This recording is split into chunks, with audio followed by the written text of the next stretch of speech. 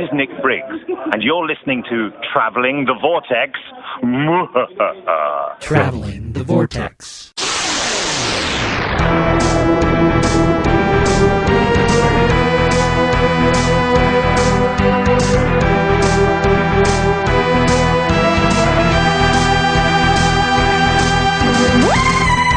We've joined a doctor as he travels the vortex and landed at... You know what?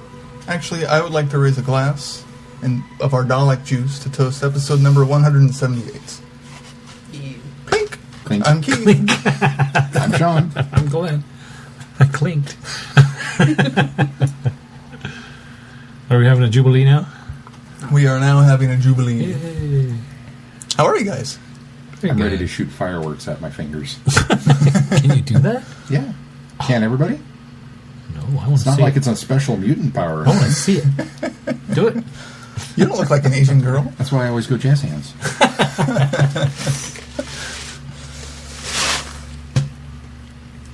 Did you guys do anything fun in the past week? It's been an actual week since we recorded. Legit week. No delays this time. Not like a week and a half followed by 3 days off. I'll start. You mowed the lawn. We actually didn't. It's too wet. Did we do Conquest since? We did do Conquest. We did that Conquest was Tuesday. on Tuesday. Conquest of the Planet of the Apes. And your thoughts? Better than better than I You guys remember. haven't watched It's it, one I've of, watched it. You have? Yes. yeah. It's Not one of on those. Tuesday. It's one of those ones that I always forget between that and Battle, which is which, and I don't know why, because it's a natural sequence though. Well, yeah. And so The names are confusing. I think that's it. Because When it this feels more started, like a conquest in battle. yeah, I would agree. And so when it started, it all started kind of rolling back to me, and I was like, okay, no, I don't hate this one. It's not one of my favorites, but I don't. It's not one of my. It's not one that I just not. It's very hard good, to have but fun watching it because it's so uncomfortable and so down. I actually like this one better though than Escape. Now that I remember, I think Conquest is a better story. Yes, But I have more fun watching Escape until the end. Yeah. Escape is cool in the sense that it's that pentacle, the realization that the time loop has began. And it's fun seeing the apes in the 70s. See, that to me is Fish just out of water. It's kind of fun. I love 70s apes. To me, that's just kind of there. I mean, I don't hate it, but it's just kind of there. The silly montage thing, it still always bothered me. But One of my favorite this parts. one, You gotta have a montage. this one is one of the ones though, and I'll go back to this because I think I said this a few weeks ago. Is Conquest and Battle have always looked like TV movies to me for some reason. I don't know why. I don't know if it's how it's shot. I can tell you why. I don't know if it's because of the film stock it's shot on. Although ironically, I don't know if it's the pacing of the story. I'm not sure. Well, this one did have the second lowest budget. No, I think it had the actual lowest. This is what I tweeted. You said Tuesday night Because that it was Battle the lowest actually budget. has like $1,000 more. And it shows. It shows, Which is a shame because it's not, such a bigger scale story that they're trying to do. Exactly. That's why it shows. Because while I thought they did a fantastic job with a low budget, it still looks low budget because it doesn't have a lot of the things you expect from a big budget film, which is what this is supposed to feel like, especially after coming off the first three. Well, and Mel I that can one of the excuse big some of the things- masks because there are some in Yeah. beneath But that. there's a lot of masks in this one, Well, so there I are can almost more, explain. I but- can almost excuse those. Yeah, I as can well. totally excuse that. What I told Mel is that I've always had this very strange affinity for these sci-fi movies that are all shot within one location. That's meant to look like, the futuristic city center, and it's like the hotel lobby courtyard. It's like, hey, look, there's that bridge again. Oh, hey, look, there's those steps again. And I mean, they made good use of what they had, But it is a lot of reuse. but it's a lot of reuse, and I think that's one of the big things that leads to it feeling like it's a TV movie can because see it's that. so. That's probably Despite the true. fact that we have this whole city, it's a very claustrophobic. You've got 3 interiors really. You've got Ape Control, you've got the command center, and then you've got whatever warehouse Caesar's hiding out in, and that's pretty much it. The rest of it's take place in that courtyard.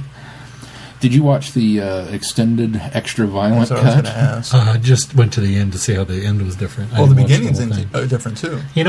I started it because you said that, and there's not a lot of difference. There's a whole scene.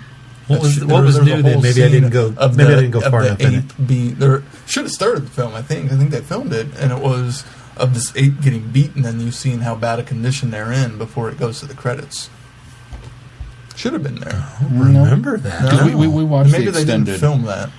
Did you watch both? I didn't watch the theatrical. I watched the extended, and it was just it opened with Trundling out. It was almost shot for shot the same. I wondered if maybe there was a extra little scene in there, but nothing that was noticeable. Okay, that's why I say maybe I'm wrong. I watched the beginning of it, and then I fast forward to the end to see how it originally. And quite honestly, I figured from what I remember I probably do need to go back and rewatch the theatrical. But from what I remember of the theatrical, the only thing that I could tell was that the end violence there was a little bit more. It was a bit more ramped up in the ramped up fake blood, but still done in such a way that I was. But there still wasn't even a lot of blood. It was just a lot more of.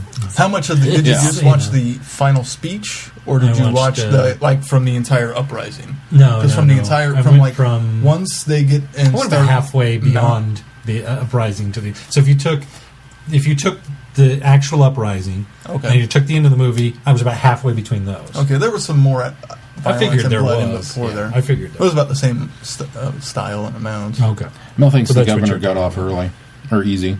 Well, not in the unrated. The unrated, he dies. Well, I told her. That's how he got off easy? He in the original? Let's keep in mind, he was beaten to death by gorillas. But she was like, nah.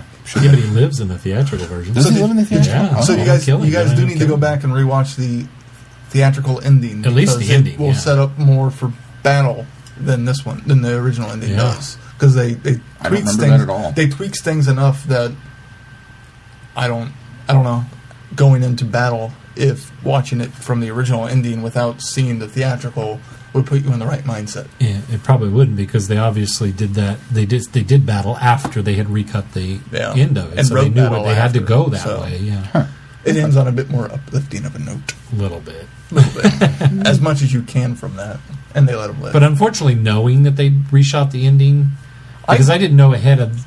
I mean, I knew ahead of Tuesday, but I didn't know back when I had been watching it before. Yeah. Knowing though that they had recut the ending, there's a lot of that ending speech that's not. They don't show Cornelius. Oh yeah, it's a lot of it and a lot of reactionary shots. They dubbed so it all you can tell they dubbed it in. They didn't actually reshoot it. Yeah. They re-edited it with some new dialogue. Yeah, they did. But I didn't find anything as noticeable in it like. Ever since I learned that the Tusken Raider and Attack of the Hope, or New Hope, only went down once, or did this once, tilted it once, and then they rocked it in editing. Now I cannot unsee that. Yeah. Well, but there wasn't anything like that in Conquest. It still ends on a gruesome note, despite the fact that they changed the speech slightly. It still ends on that. It's very ominous. It's meant really to end in such a way that we're not necessarily setting up for battle. We're setting up for Planet of the events that are coming. We know that this is where this is going. So it's meant to be that far. You still probably could, but you just wouldn't see the hope that's in Caesar in battle without seeing the altered speech. I know that I saw a lot of hope in Caesar in this one. It's the speech that you don't in the one you watch. Now here's the other thing too: is back in the day. They commissioned sequels as the returns came in, which they still sort of do. But nowadays, they plan out, especially if you're 6 into a or 5 into a franchise. Four into a franchise. You probably already know you're going to do another one. Nowadays, back then, that could have been the end, and I think that's why it's supposed to end the way that they did it. Yeah. So you really liked it, Mel? Not as much as the others. Yeah, not as much as the others. We didn't introduce Mel. Mel is here this week. Say hi, Mel. Hi, Mel. Yeah, you're going to have to lean up to the mic. I'd have brought an extra mic if I didn't know you were coming. I got Monday off. Of course I'm going to be here. Okay. But yeah, I didn't like it as well as the others. It was, like Keith said earlier, really down and just, yeah. You were pretty riveted to it. It's a riveting film. Up until the mindless ape violence started at the end, and then it was kind of like... It makes you mad because you look at it, you're like, why wouldn't you understand why they're pissed off? Of course they're revolting, you dumbass.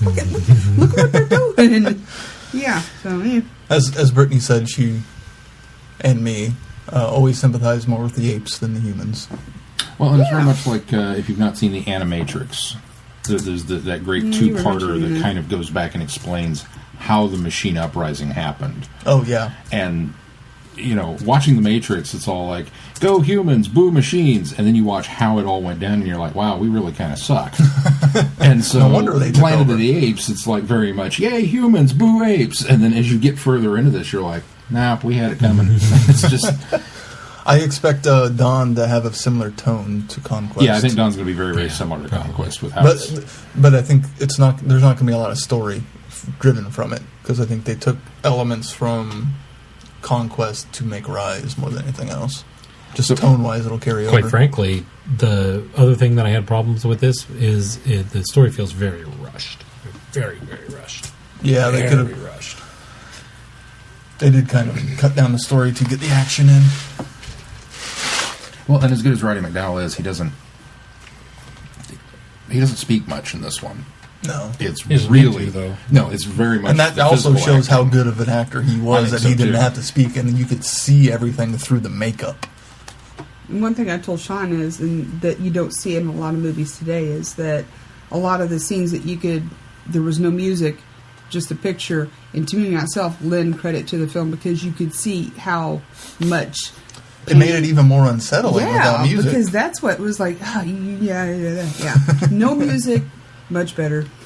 There were a lot of scenes where they didn't feel the need to put a boom, boom, boom, boom, boom, underlying score there. It was just night, and here's that bridge, and somebody running across it, and it was just the footsteps echoing and that kind of stuff, which I thought was cool. So you would rank them probably what? You'd probably put Escape as your favorite, and Beneath the Planet of the Apes is your least in this group, or is Conquest below Beneath? No, I like Conquest better than that one, the first one, right?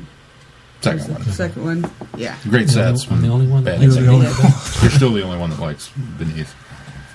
So it would go 3, 1, 4, 2. Probably. And then probably 5. 5 is always at the bottom of everyone's list. We're all going to come in on the it's still not same as page on that one. I can't say it's not as bad as I remembered, because I didn't remember it. I don't know.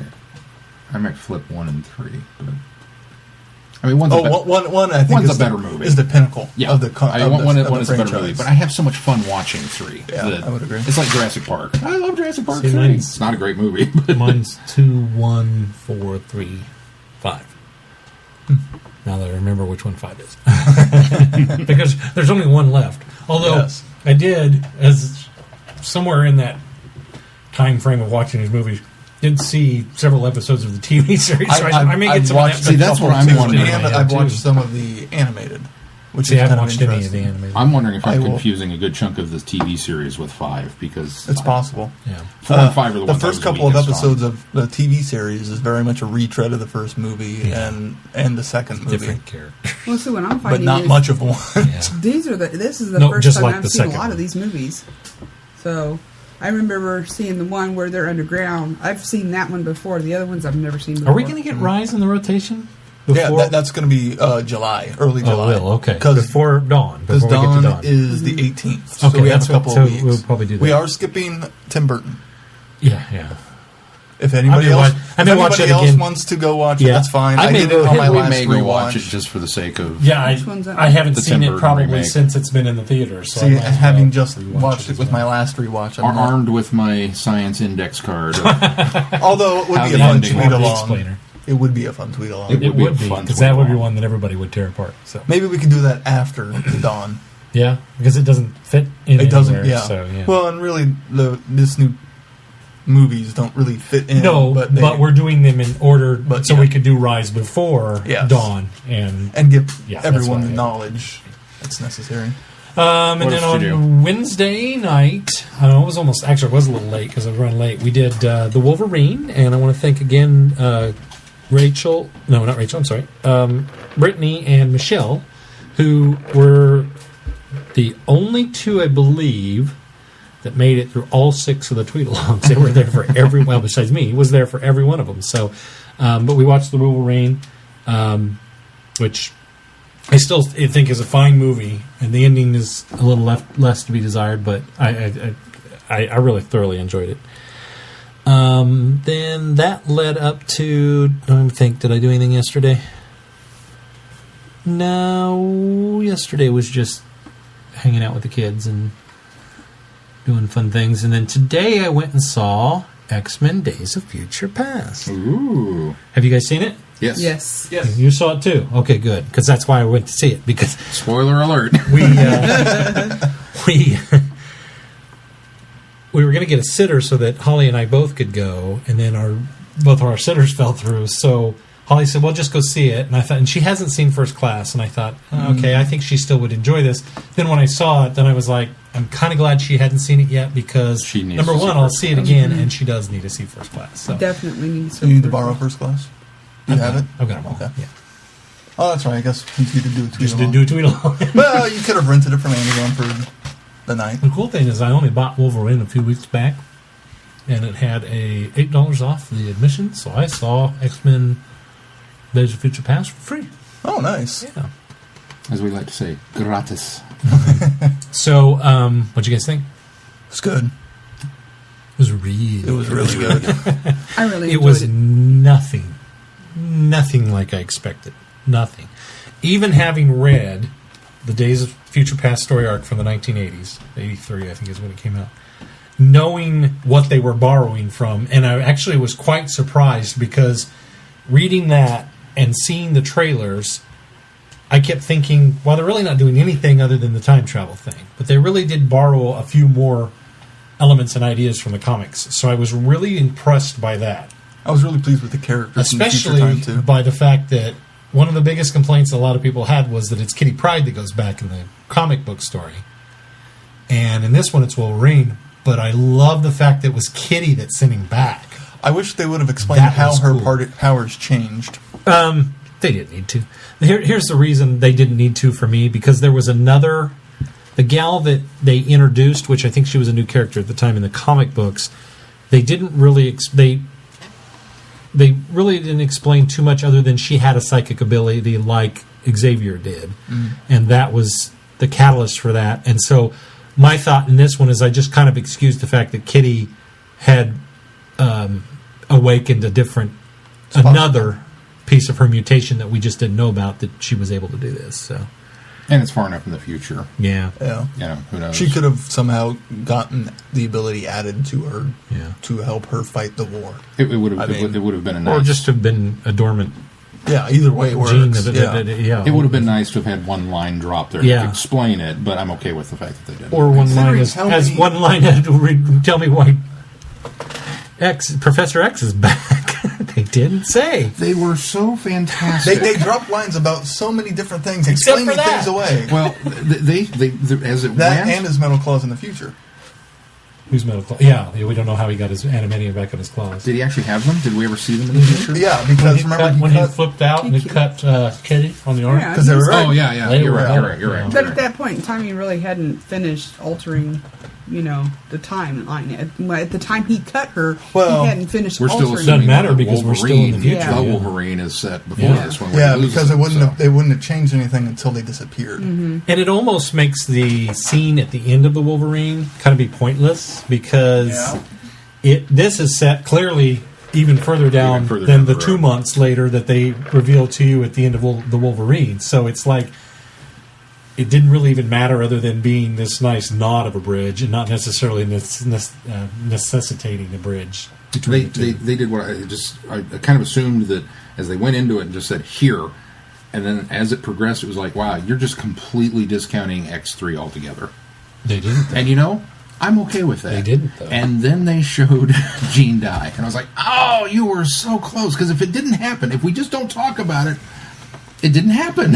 Everything was That's there. the way it works, right? Even Origins was there, Yeah. which was just a quick moment of Origins, but it's almost like we're ignoring everything else from Origins, but we're Well, going to take one little piece from I it. think They they're doing the almost same could thing have with X3. rewritten Origins if it weren't for the very end shots.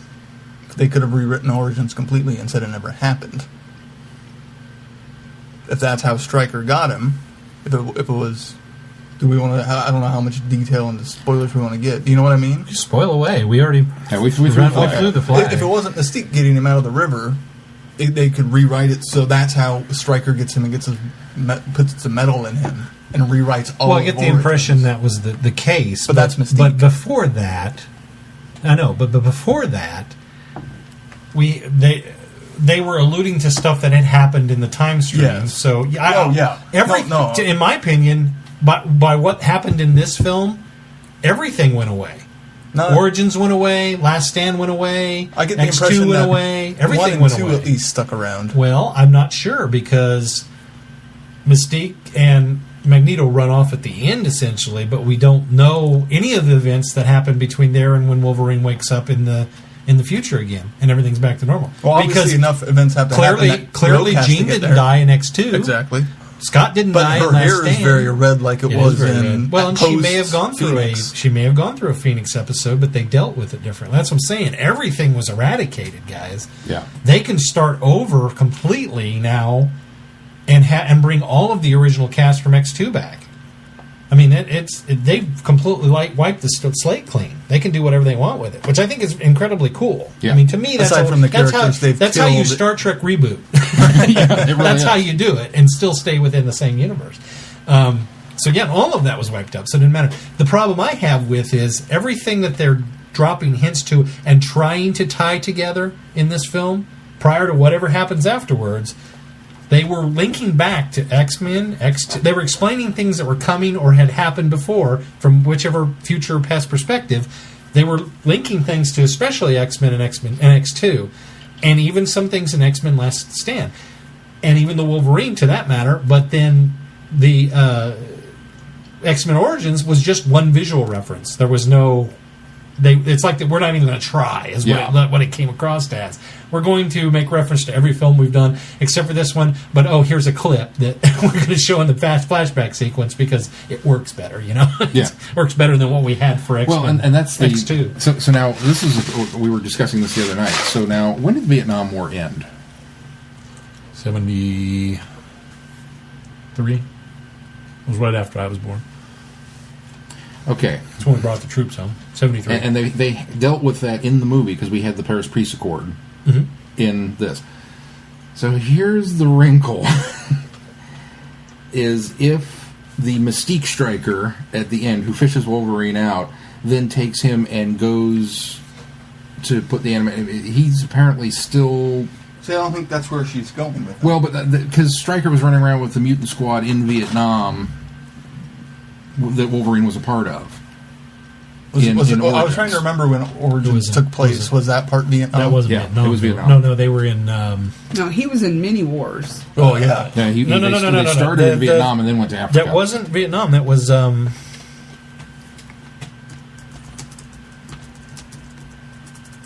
Shoot. They say it because they were real specific to set it up. It takes place around the same time as the Vietnam War, but it was not in Vietnam. It was not part of the Vietnam War. Are you sure? Yeah, they were... It was that I don't want to say gang lord, but there was that not drug lord. It was that gang lord or warlord that was using weapons and things like that they had funneled off from the Vietnamese army, but it had nothing to do with Vietnam. I thought it was Vietnam. No, it's not Vietnam. I can't remember. Okay, well, if it's not Vietnam, then I'm okay with it because the war would have been over, but Laos, the warlord maybe? still would have been there. I think it was in Laos. I think that's where the thing comes up and says. Well, that's Vietnam. 75 is when he was supposedly recruited into Stryker's Special Team X. So it would be post. It was post-Vietnam War, yeah. Okay. But okay, then if it was Laos, you're right. That is Vietnam, but it wasn't part of the Vietnam War. It was the weapons and everything that they were the cleanup. Warlord had essentially basically ciphered off of all of the what had happened and all of that. So yeah, okay, no, that was unrelated. That was unrelated. Yeah, that works then. But yeah, I really, really thought they were going to just kind of go. We're not going to talk about it, and we're just ignoring it altogether. And then they gave us that one piece, and it's like, oh, but now we have to deal with the rest of it. And they decided not to. It's like, we like this part of it. We're going to acknowledge that and not do anything else. And like you said, they've kind of reset the, Yeah, they just reset it everything. Altogether. Wibbly wobbly timey wimey. They've rebooted it. So I thought it was real good. I didn't think it was as good as First Class. But I think part of that was going back and rewatching because First it was Class. a much better movie than First Class. It was a much better X-Men film. It felt more like X-Men. I'll give you that, because First Class really Since is a spy thriller with mutants. I mean, it's a Cold War spy thriller with mutants. This was this one's more of an X-Men. This was a X-Men movie with political intrigue. Is really what this one was. I mean, it's in the same vein as First Class. I like part First of what I Class like better, about but I thought this one was really good. What I like you're about wrong. this one is This one ties with X2 for me as far as X-Men films.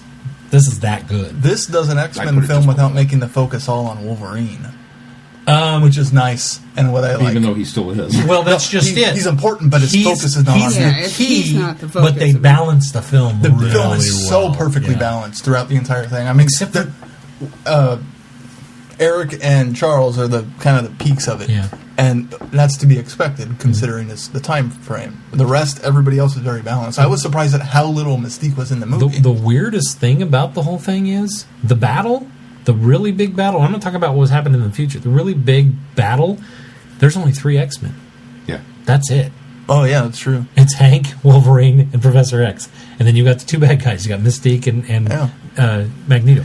I was Nobody else. really pleased. I was kind of sad at how many first class members they killed. Oh yeah, like the entire Everybody? run of mutants that, Yeah, you know, we were talking Well, about that. Except the too. most of except them for were. Havoc, because they had Yeah, to keep Havoc him was alive alright. to get Scott around. Yeah. Since they already established he's his dad. If we They didn't did need him establish for he that- was I'm dead. pretty sure I've they- never seen that. It's the same last name. Well, so it's either dad or uncle. in the books they were always brothers. And Yeah. I assumed he was just an older brother, much Oh, older brother. I thought he was in the books. I thought he was dead. No, in the comic books in the they were comics, brothers. they're brothers. Yeah. And Havoc has always been an older brother to Scott. But my impression... would have to be much because, older, though. well, I think probably by at least 15, 20 years. But that's feasible in the time stream that's set up. I guess they didn't have it established. I just would assume assumed they were. father and yeah, son. I automatically They defaulted to established. the son. They put He's it way too young forward. to be his father, though. Because by the time X-Men comes around, let's say that it's real time Yeah, but look in at- 2000, Scott's probably Look at Eric nearing and 30. what's his face? They kind of hints that Yeah, but he Eric- actually is. And, but Eric's. But you got Eric the doesn't look impression that that much older. you got the impression that Quicksilver was still a teenager. He was living at home with mom. Yeah. 18.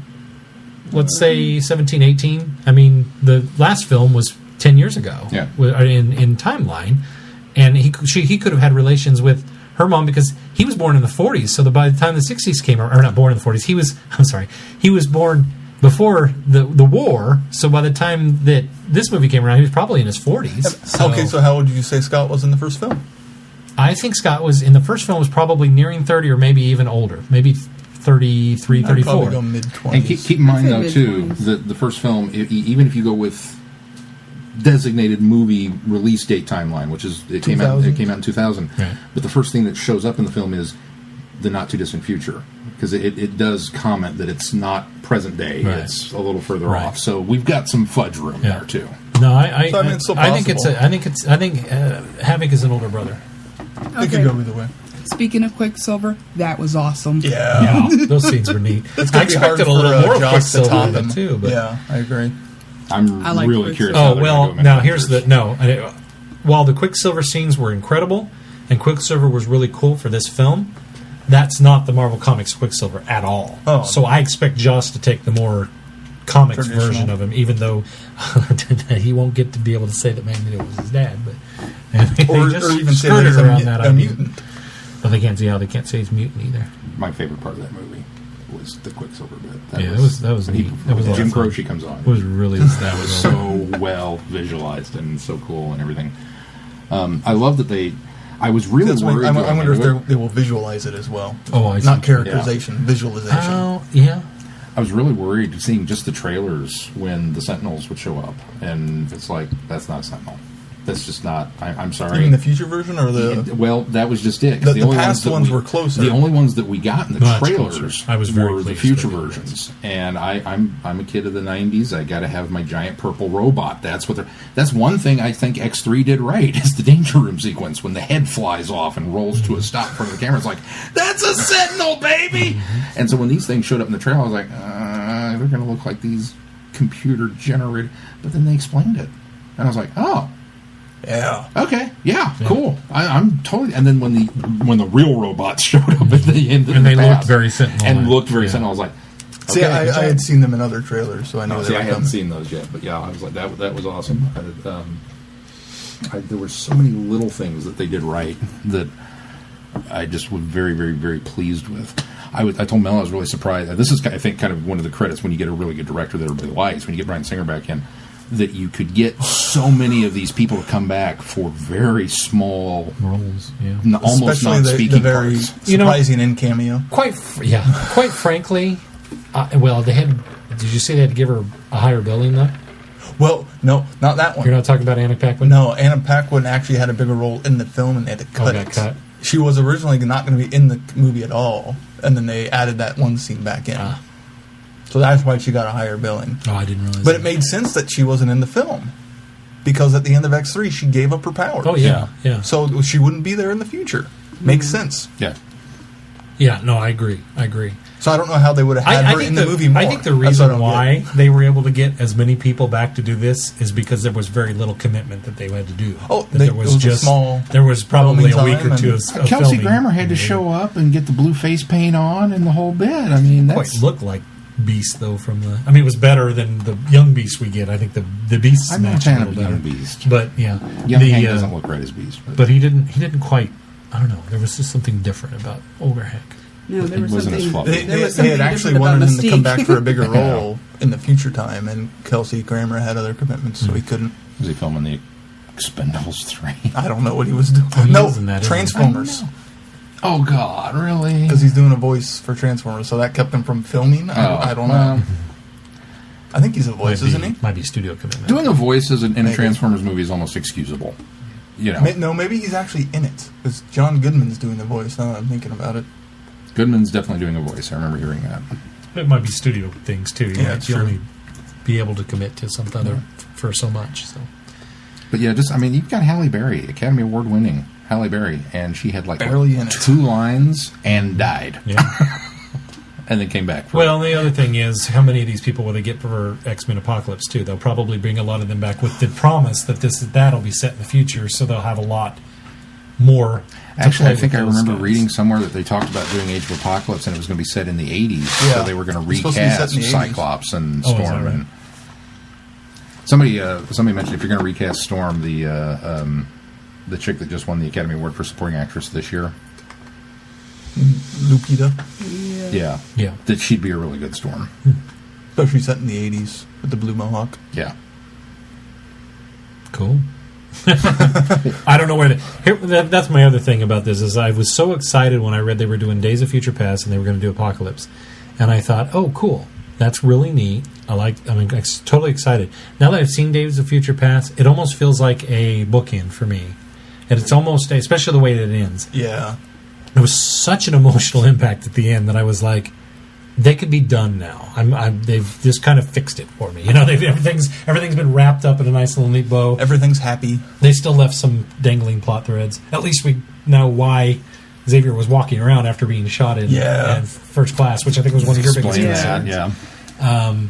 But it was just Doesn't explain how he walked into Origins. They kind of but- wrapped up everything Doesn't in a explain nice why he little was bow. alive in the end of the... Well, that was it. That's the thing that bothers me the most is that they didn't. I mean, other than we got that throwaway at the end of Last Stand when Laura Taggart, although McTaggart isn't.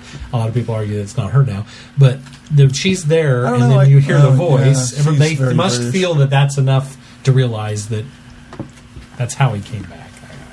I would've missed liked more. that. I wanted that answered, and that was really the Well, only From what And- I and like I said, understand, if- they've had to cut a lot out of this film, so that might have been something they had to cut. If you discount X3 altogether, okay, it works.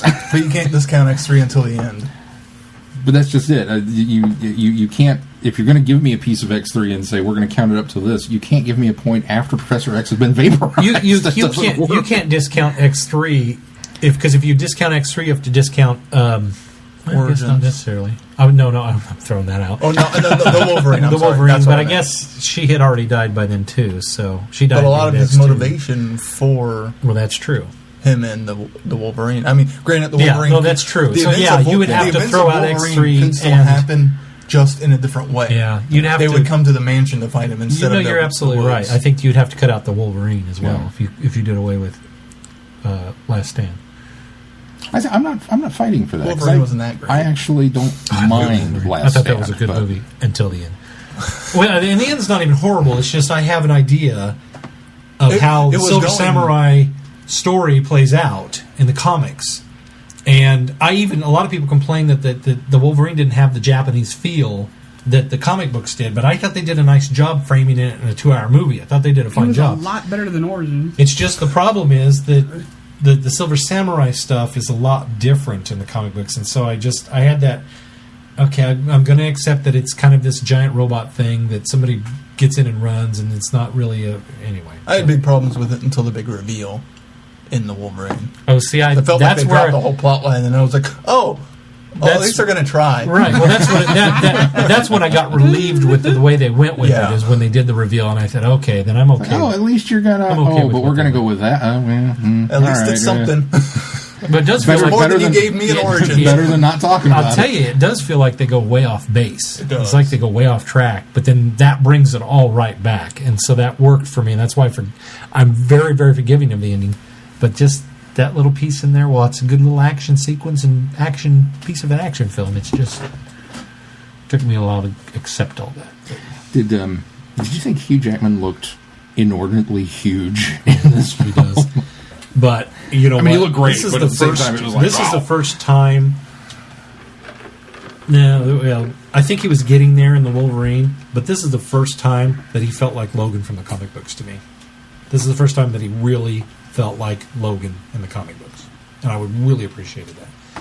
More of the bub, more of the flippant, more of just the way he carried the cigar, just all of that. The way he looked, he was beefed up. The hair was right this time. Oh, the hair looked really good this time. Yeah, he really felt like Logan from the comic books, and so I was very pleased with that. So the bone claws still looked bad, I think. You think so? These are creepy. I think they looked fine. They didn't look as as bad. Before he gets the adamantium, so they didn't look as bad. Well, Mel brought up an interesting point too. It's like, okay, if you're going to nitpick, how is it they inject you with adamantium and your bone claws are these long? I mean, they look like bony-looking jointed bones. But then all of a sudden, when you pour the adamantium in, it molds itself into this nice perfectly sliced knife. Why isn't it a big boom, boom, boom, boom, with a point on the? I am always. They mold it. I always idealized it that when they first inject it and he wakes up, the first thing he does is the schnick. And so what it does is it smoothed out as it came out. It just smoothed everything off because the adamantium still hadn't completely set. Okay, so I'll buy that. It came out of one slit like this, so it just kind of smoothed the adamantium over. I'll buy that for 50 cents. I've just never been a fan of the bone claws. I won't even give you $1, but I'll give you 50 cents. But bone claws, I was fine with it. I thought they looked great. So much good in this movie. No, there really was. So much good. I really want to see it again. The relationship between Charles and Xavier is it just yet another in a long line of characters. Or Charles and Xavier, between Xavier and Magneto. Magneto's the bad guy, I get it, but you really can't argue with his argument. He truly hasn't been the bad guy until since the first one, I feel. He was more a bad guy in that one than anything else. Yeah. Because he kind of had a plot in this one, but it was kind of felt like last minute and thrown together at the very end. Yeah. It wasn't like he had this giant plot from the get-go like but he had to throw it in the together. first He one. kind of improvised. Well, yeah. Well, he's he had to improvise. Why else would you take a ball stadium and put it around the White House for no reason? Oh, I thought it was a great idea. It You know made what? If sense, you're but going it to was keep like, people out and make this battle your own, there's the way you do it. Pick a big giant ring up. I couldn't figure out what he's going to do with it. He goes and he picks this thing up, and I'm like, what are you doing? And then he's going across the sky with it, and he's already, had the Sentinels activated, and they're going. And I'm still thinking, what do you need? Is this like your mothership now or something? Do you need this? And then it wasn't until he set it down, and I realized it was around and I went, oh, okay, well, that makes sense. Now you've got a barrier so people can't get in right away. So. It made sense, but it felt like they needed some giant spectacle in the 70s, and they hadn't done it yet. No, I guess. Everything was pretty low key though, as far as everything else goes in the 60s, because the Cuban Missile Crisis still was only a localized thing that only a few people, but a few it was hundred still, people saw. There was still a large spectacle at the end of the film.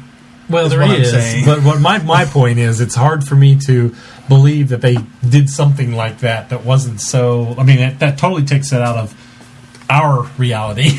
Well, more so, yeah. That never happened. So, Well, the Cuban Missile Crisis at least happened, and I just didn't happen to know that mutants were there. They didn't make that popular. When Mystique now, falls out the window at the Peace Accords and is on TV, it's like, we're going that way. Yeah, okay, yeah, that's the same thing. All bets are off from this point on, kids. New universe. There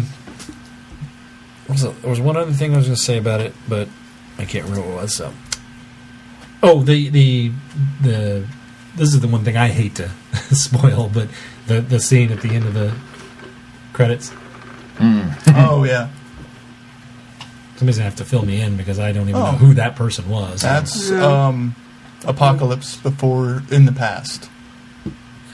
He was an Egyptian god, essentially god, because he was a mutant. And then he later, I guess, gathers more abilities to make him look like he does. Oh, okay. Yeah, I had to ask the comic book nerds because it was like, okay, who was it? I don't get it. There was like, or one guy they're in the going a audience completely that went, different wow. take on Apocalypse, but that's who They're that was going to supposed tie to in be. Stargate. I know it. The pyramid.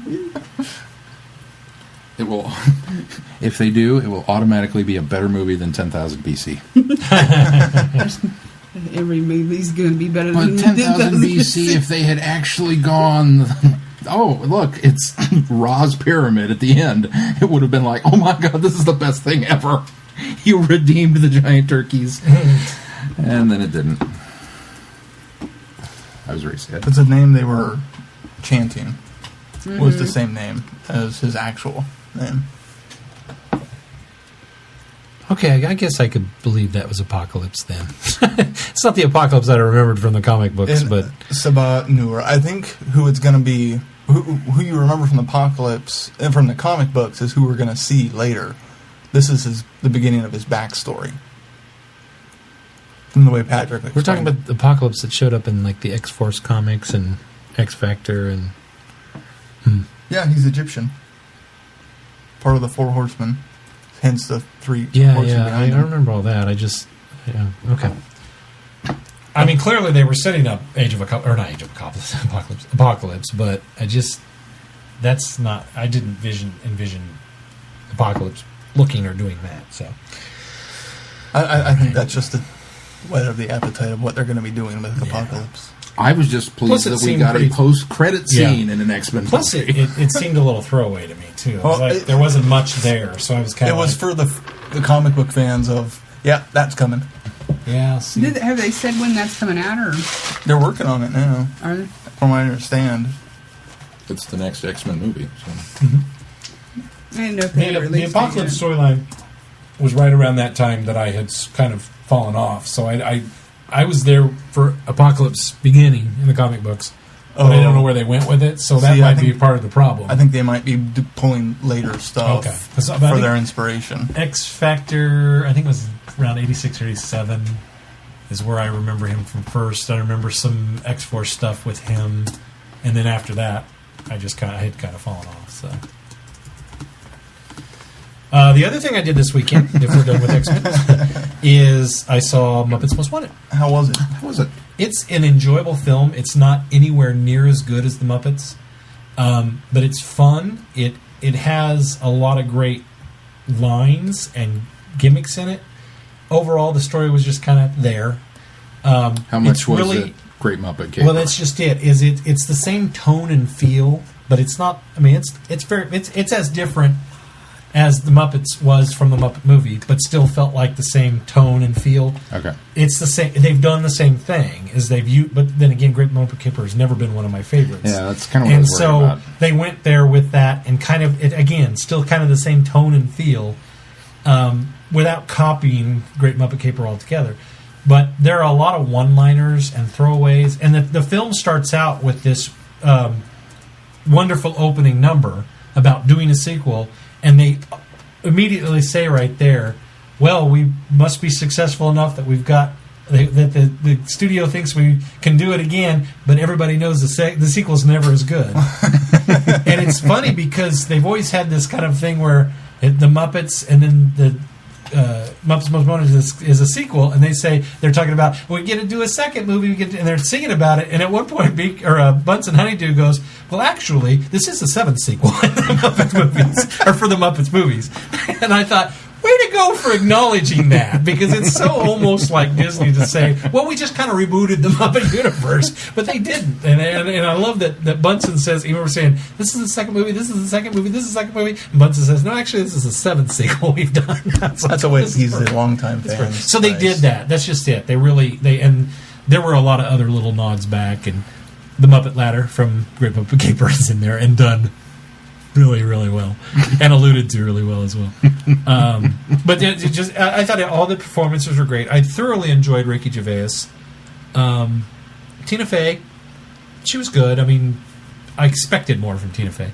Ty Burrell was good. I really liked the interaction between him and Sam the Eagle. They had kind of a thing going.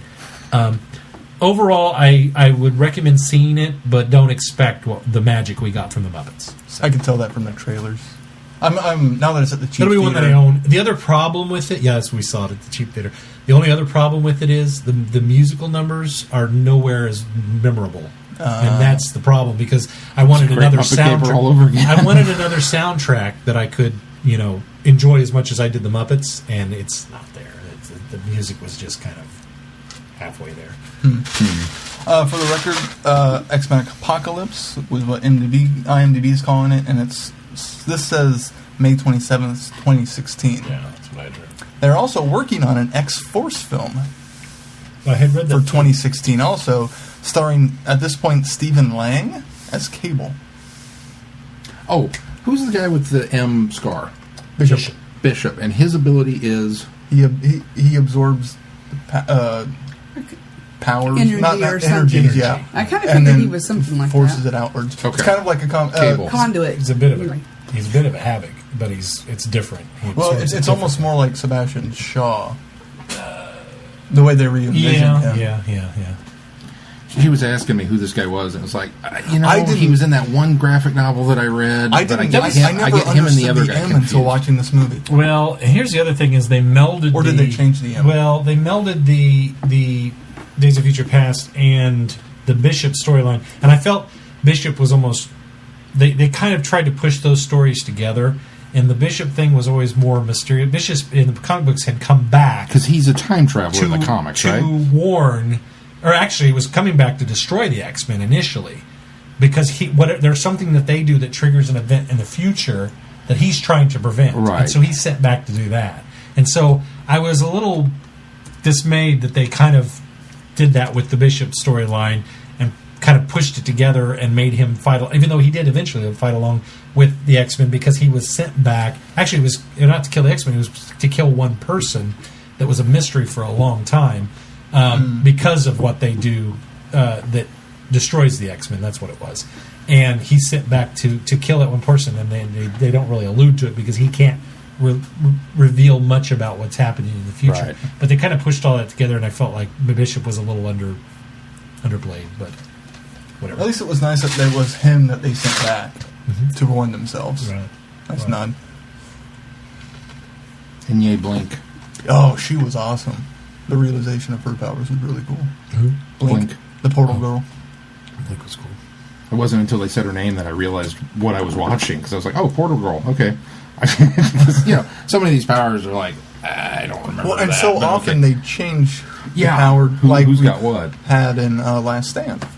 Yeah, well, or Well, and it even sounds Sebastian Shaw's Yeah. Well, powers. but they extrapolated on Sebastian Shaw's because it's kinetic energy. Yeah. So I mean, it's taking his power to the one step further and make it more visual. Sure. I can excuse that power more than Fairy Girl being Angel. Well, true. But she wasn't Angel, though. I mean, No, she was. They called, she called was herself Angel. but, yeah. Anyway, We went and saw X-Men at Alamo Draft House in Kansas City. how was that? It was really nice. Was it? That's really cool. Really cool. They're doing a lot of really cool stuff coming up, including Indiana Jones and the Last Crusade. Quote along and just a showing of it. Tempted to go. And Butch Cassidy, Yeah. which I would love to go see on the big screen. I think that'd be cool. Butch Cassidy? Butch Cassidy and Sundance Kid. Oh, in the Sundance Kid. Okay. I thought maybe there was another Butch Cassidy film out there. No, not yet. To me, it's always Butch and Sundance. Well, but there is a Butch and Sundance. Yeah, I guess that's true. Did you guys do anything else fun?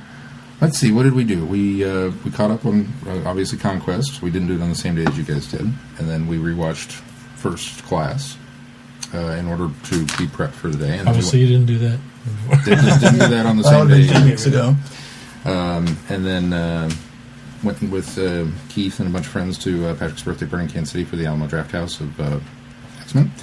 And then we watched Odd Thomas. Oh, how was that? Oh my God, it was great. Okay, It is really, I'll really, go really watch it now. good. If you've read the books, you will have a total appreciation for this movie. Nice. They did a very, very good job adapting the book to And be a visual Did medium. they change the ending? Having read the book, just say yes or no. I think you know what I mean. No. So I should have And I tissues. forgot. I have never cried at a book. That book made me cry. You're gonna cry. I'll have tissues ready. I forgot. I totally forgot. I think that's something that's going to stay with me the rest of my life. Yes. Well, Granted, I haven't read any of the other books yet, so I've only Yeah. read the first one. yeah, that was a total I the guy that plays both, all the characters actually are phenomenal, but the two in Stormy and Odd. Wow. Yes. Well, they got Willem Nice. Dafoe to play the sheriff. Yeah, I saw So that. that's just an automatic win there. But yeah, Anton Yelton was phenomenal. He so nailed it. And it's unfortunately it's not getting very good reviews. It never came out theatrically. It never came out theatrically, and the people who have been rating it on Rotten Tomatoes have given it like a 47 or something. And they said because I don't think they got it because it's you know It might be something that would be hard to translate onto film Well, if you haven't read the compared book. it to Fright Night? Frighteners. It's like they said. It's like somebody made the Frighteners for less money and 20 years too late. And it's like, you've not read the book, have you? It's not It's- even remotely in that same vein. Yeah. Yes, it's a more horror movie serious. with comedic elements or a comedy with horror elements, It's but more. it's not. I think it's more serious than Frighteners. At least Yeah. the book was. Yeah. They've not read the book, is basically what it boils Well, I down mean, to. yeah. I mean, But I think you can still enjoy it having not. I mean, I recommended it to Garth having not seen the movie yet, and he's like, "Well, is it good?" And I was like, "Well, I don't know, I haven't watched it yet, but the book was really good." And he says, "Okay, I'll give it a try." And he came back and went, "Oh my God, this is like my new favorite movie. This is awesome." So I think you can have that enjoyment without the book tie-in, but having read the book, it gives this. It kind Well, of and kind then of like after- Hunger Games. It adds depth Yeah, to really it. adds a lot of depth. and then to it. afterwards we went and read Dean Koontz's review of it, and he was, You liked it. oh yeah. He was very, very If the pleased. author, Yes. if the author's pleased with it, then Yeah, he was more than pleased with it. So yeah. I'll move that up to the top of the list. I was really worried with it being a Stephen Sommers movie because Stephen Sommers is hit or miss for me because some of his stuff is good and some of his stuff isn't. But the fact that you look at The Mummy, which I personally didn't enjoy a whole. I mean, it was fine for what it was, but that's about all I can say for it. But it strikes that right tone of having a kind of comedic leading man in an action horror set piece, and I think he was able to balance that. He was totally the wrong director for G.I. Joe, but you know, So I enjoyed this the worked first for it. Mummy. I didn't. Not their other ones. Yeah. Yeah, this worked for him. So, Must see it, definitely. what was the other thing we watched? We watched something else this week too. That was We've watched a lot of things, I know we've been kind of tearing through some stuff. playing catch up. You brought it from work. Well, you watched Wolverine. That's what one of them was. Oh yeah, we watched. Well, but we talked. Did we talk about that? I think you talked about Origins. last Origins. time. Mm-hmm. And then There was something else. we finished Atlanta season 4 and moved on to season 5, which was good. And there was something else that we watched, and I can't think of what it is. We've been watching a lot of stuff. We'll get back to that. But that was, went and saw my mom today. Took grandbaby out and had her new tricycle that Mom acquired for us, which was really nice. So she's in love with it. It's we've been out. Do you have a Sam's card? Mm-hmm. Sam's has trikes, Schwinn's, with chrome fenders and wooden platforms on the back, and they're a beautiful, beautiful bike. And I went, Mom, I gotta get Katrina a bike. And she said, okay. So Nice. Katrina got a bike. It was like, but I had a lot of fun. Worked, big sale this weekend. Memorial Day sales. Memorial Day sale, more tomorrow. Keith, what'd you do? Well, after Conquest, I had an impromptu turnaround of the next day. I was supposed to, on Thursday, work 9:30 to 6, or 9 to 6, and then come back Friday at midnight. Unfortunately, she called in sick, so I had to do a very quick turnaround of noon to Ooh. midnight after leaving at 6. But that did give us a chance to watch a couple movies. We watched Tangled, which I'd never seen. I really liked it. It's a really good movie. I'd never seen it. After seeing Frozen, I was like, okay, I'll give it a chance. I loved Flynn Rider. Zach Levi was so good in that movie. Best part of it. And then also, I watched Gojira, the original black and white classic. That was the other thing we did. Did we talk about Godzilla? We did. We talked about that last week. Okay, then that wasn't it. Never mind. I didn't remember that. I don't think I've ever seen that one. The original Japanese. At least not in Japanese. A few people have. A lot of people that have seen the Godzilla films usually have seen King of Monsters, which was the American adaptation. See, I don't know if I've seen that one either. American re-edit, I believe. I did not remember it in the way that it does, which was nice. And then I also started Tomb Raider. That is a phenomenal game. If you guys haven't played it. Oh, the new it's reboot. So good. And it's not your traditional Tomb Raider either. How many times have you hucked her off a cliff in None frustration? yet, actually. Then it's not a Tomb Raider game. Well, that's the thing. I'm like 10% in, and I haven't truly gotten into a tomb. I know that comes later, but it's all right. The gameplay is phenomenal. The hunting style is really good. Yeah, I highly recommend it if you especially if you like games, and especially if you like it's more along the lines of Uncharted than it is Tomb Raider, if that makes sense, since Uncharted is kind of a Tomb Raider ripoff. And then it was my stepmom's birthday today, so we went to the zoo, which was fun. I think that was it. That's fun. Catching back up on sleep and getting back on a normal schedule. They go back to work tomorrow. Yes. No rest for the wicked. Shall we move on to news? Sure. Oh, the other thing I did was hang pictures on the walls. Oh, yeah. I saw you posted. So, Firefly is no longer on the autograph wall. Oh, they're not on the autograph wall? If you'll notice, they're on that wall. Oh, yeah. Along with the other Firefly pictures. I have to get up to cross into the other room now to see. Ooh, pretty. I can't hear you. My photos are now here and there. Did some rearranging. A little bit. I like. I'm not pleased with my autograph wall. I'm going to have to redo that a little bit. There's now a lot less. Yeah, it needs some tweaking. Yeah. I just haven't done that yet. You need to get some more autographs. That too. I'm very pleased with my Firefly wall. Yeah, I like your Firefly wall. Very, very well done. I took a lot of time measuring, making sure they were level. And they might not be entirely level, because I don't think our apartment is, or the ceiling.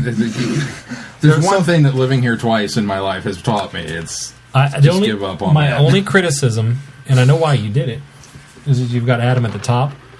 But I think I'd have done, even because he's sideways, I think I'd have done Mal and... See, Nathan and Alan are the prize jewels, so they're the center. See, that's... to me, they should be at the top because there's a hierarchy there. Well, then they're so far away you can't see their autographs. I think you needed those two above where Adam is. Then you needed Adam in the middle, and then the other two flanking underneath. Mm-hmm. But that's just my... I'm thinking of getting... when I eventually do get... In that way, my first eye gravitates to Adam. See, and to me, Mal should be the highest. To the middle. So. I've got ideas. I like for how the Adam other is autographs. Adam and Nathan is Mal. Mal. Yeah, well, I couldn't remember. But the problem is I remember Jane. I can't ever remember Alan Tudyk's character's name. Wash? Wash. Yeah. I don't know why. It's Wash Hoboken? Hoban. It's not Hoboken? It's Hoban. I can't remember either.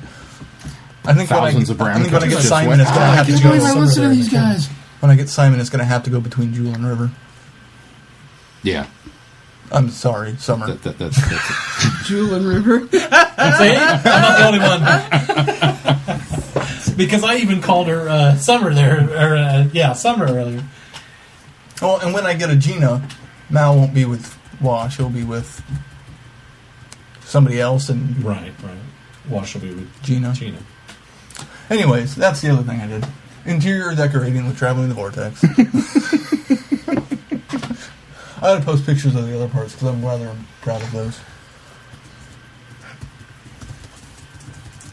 Shall we move on to news? Yes, please. Well, we got a teaser. We did. We got teased. Yes, we did. And a month. I'm glad you didn't call it a teaser trailer, because that's not what it is. It's just a teaser. After your tirade earlier, I wasn't going you were being very careful. It's a It's teaser. not a teaser trailer. with It is a teaser. 2, maybe 3 images. Yeah. Yeah, Sean. 3 flashes of the almost the same image. Of 16 seconds of teaser, I think 10 of them were black screen. Sean goes, honey, here's a new one. Here is it. Boots it up and bam, bam, bam. That's it. That's all we get. It's hard to get excited about that. Like, That's why Like they save shouldn't the have date. called it teaser trailer. They should have just said teaser, and then I'd have gone, ooh, that was 11 more minutes than I expected we'd get. But no, they called it teaser trailer, so I thought, okay, well, it's going to be a tease, but it's going to be more of a trailer. No, I waited. It's not. I saw that you guys had posted it and went, oh, new stuff, and stayed away from social media. I didn't want to know, didn't do it. A couple days went by because I was busy with a sale, and then we sat down last night, and I booted it up and projected it on the big screen. I was like, come here, come here, come here, come here. Hit play, and it was 11 seconds, and I went, oh, never mind. and then we didn't even get a firm date. It was just August. Of what year? There's not even 5. There's only like 5 Saturdays in August.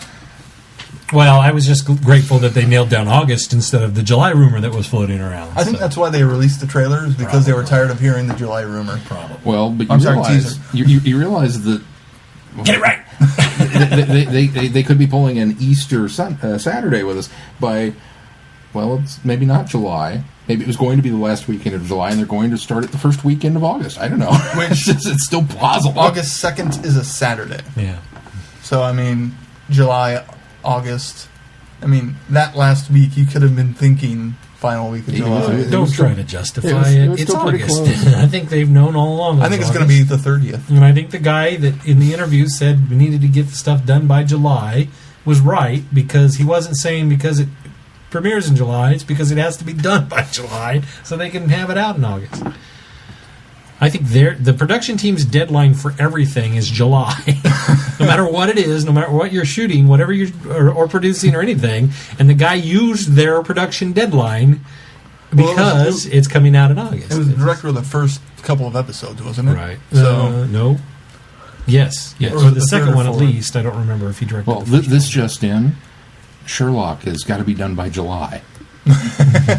Because everything's done by July. So, I'm kidding. But I am excited that we now know it will be in the month of August, and Sean can at least plan up until July 31st at this point. So The schedule wheels are turning.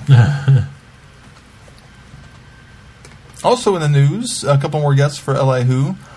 Deborah Watling and Deborah Stanish. Yay, Deborah Watling! Yay! East Coast. Victoria. Vicky Victoria. Victoria.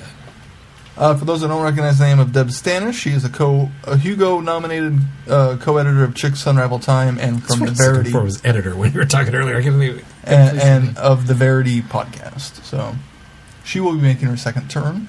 But of course, Deborah Watling Most recently seen by us in Downtime. and Web of Fear. Oh, there was that too. Most recently. So it's gonna be a nice little Second Doctor reunion with Frasier and Wendy there too, Yeah. which is kind of cool. And that's it in the news. Not much happening. Not much. So shall we move on to feedback? Let's. Feedback. Brief song by Mel. Thank you. Sorry. I'm so used to hearing Sean sing it. First up is Kirk. You obviously haven't listened in a while. Hey, all my buddies. Okay, I finally recovered from Planet Comic Con 2014, and I'm circling around to take care of some things that I should have done immediately after the con. Telling my mom some of my Planet Comic Con stories prompted me to go back and re-listen to your recap in episode 168 this week. I sent you all a brief note by social media after listening to the episode, but your flattering comments really deserve a longer public response. You made me blush with all the nice comments about me, Kelly, and Planet Comic Con. Thank you very much for saying such wonderful things. We received the $50 each, and we want to thank you very much for that, Kirk. But really, Super Kirk? I am not worthy. At best, I'm Aqua Kirk. And judging by my waistline, I should probably be best known as Matter Eater Kirk. And And thanks for the advance warning about Sean's major squee at the end of the episode. I was driving both times I listened to it, and it was helpful to have a good grip on the steering wheel. Seriously, I can't describe how happy I am that you enjoyed your Planet Comic Con adventures so much. Kelly and I are delighted that you guys and Mel, Jessica, and the rest of your extended group of family and friends are able to attend the show, be part of our volunteer team, and play such an important part in both public and behind-the-scenes aspect of the convention. Thank you, thank you, thank you. What I found most amazing was that after a long, exhausting weekend, the four of you were able to go home Sunday night and record a 3-hour podcast. You must have some sort of superpowers of your own to pull that off. Brain doesn't need sleep. Brain just needs to stay wet. It's never too soon, so we've started planning Planet Comic Con 2015. Chris Jackson tells me that we should be able to announce next year's dates in a few weeks. By the way, we're already working on plans to book one or more Doctor Who guests for the show. I hope that you guys and the extended Vortex crew will be happy to join us for that. I think we're all very happy, Kirk, and very excited. Anytime you need us, just call. Switching topics to Traveling the Vortex, I want you to know that I'm a loyal weekly listener, even though I'm not a regular feedback writer. I enjoyed the recent Adversary Archive of the Great Intelligence. You mentioned the BBC audio CDs of the Abominable Snowman and the Web of Fear. Those CDs are how I first experienced these stories, and I heartily endorse the format. The linking narration is extremely well done, making the stories work as if they were written for radio instead of television. The CDs were especially convenient for a long-distance commuter like me. I've also listened to the Reign of Fear, the Evil of the Daleks, and the Invasion in this format. I assume that you've reviewed Dalek in the past, but I'll chime in with a couple of thoughts since it's on the Friday Night Who rotation. This was the first episode of New Who where I knew the new series was really on track and would be respecting and embracing the history of classic Who. The sequence where the Ninth Doctor realizes that he's been locked in with is a true classic. The story also has the classic RTD elements of richly drawn supporting characters, even giving the lone Dalek a more realized personality than we typically see. This happened to be my son's first exposure to Doctor Who. I think someone else told a similar story, but he was just 7 years old and came in and midway through the episode. He was entranced.